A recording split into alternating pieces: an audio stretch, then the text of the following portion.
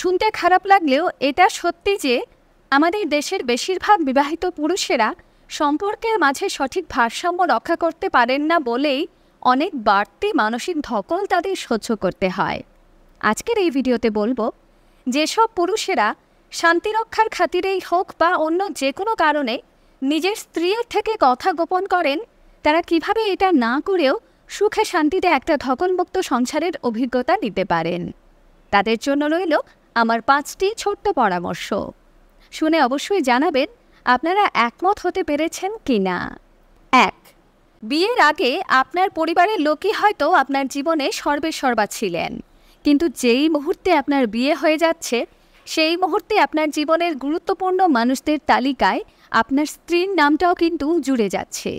সুতরাং তার কাছে কোনো কথা গোপন করা মানে পরোক্ষভাবে তার অপমান করা এবং তাকে পরিবারের একজন বলে গণ্য না করা। আপনার পরিবার আপনার স্ত্রীর সাথে যাই করুক না কেন, আপনার অন্তত তাকে অপমান করা উচিত নয়। 2. আপনি আপনার দিক থেকে কিছু সীমা অবশ্যই ঠিক করে দেবেন, আর সেটা ঠিক করতে গিয়ে আপনাকে নিজেকে দাঁড়িপাল্লার দুটো দিক সমান রাখতে হবে। যেমন আপনার স্ত্রী যতটা আপনার যত্ন পাবে, আপনার বাবা মা ভাই বোনেরাও ঠিক একই যত্ন পাবে, আর সেখানে কারোর হস্তক্ষেপ বরদাস্ত করা হবে না।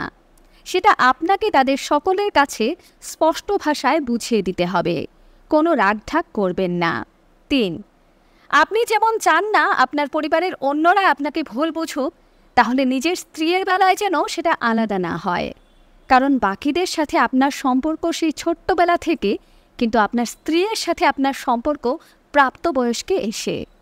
সুতরাং সেখানে ইমোশনাল অ্যাটাচমেন্ট তৈরি হতে একটু সময় লাগবে, আর সেখানে যদি শুরুতেই ভুল বোঝাবুঝি একবার তৈরি হয়ে যায়, সেটাকে ঠিক করার সাধ্য কিন্তু আপনার হবে না। 4.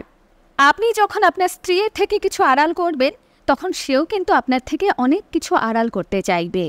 আর স্বামী স্ত্রীর সম্পর্কে যেই মুহূর্তে গোপনীয়তা চলে আসে, সেই মুহূর্তে সম্পর্কটা ভীষণভাবে একটা বিজনেস ডিলের মতো হয়ে যায়। একে অপরের মনে কখনো জায়গা তৈরি করতে পারবেন না। 5. আপনার বাবা মা একটা সময়ের পর চলে যাবেন, আপনার ভাই বোনেরাও সবাই নিজেদের সংসার নিয়ে ব্যস্ত হয়ে পড়বে। হয়তো একটা সময়ের পর তাদের আপনাকে রোজ একটা ফোন করার সুযোগও হবে না। সুতরাং আপনার শেষ বয়সের লাঠি হচ্ছেন আপনার স্ত্রী, সেখানে আপনার সন্তানকেও আপনি ভরসা করতে পারবেন না। তাই যে মানুষটা শেষ বয়সের লাঠি হবে, যৌবনে তাকে অন্তত কিছু ভালো স্মৃতি উপহার দেবার চেষ্টা করুন।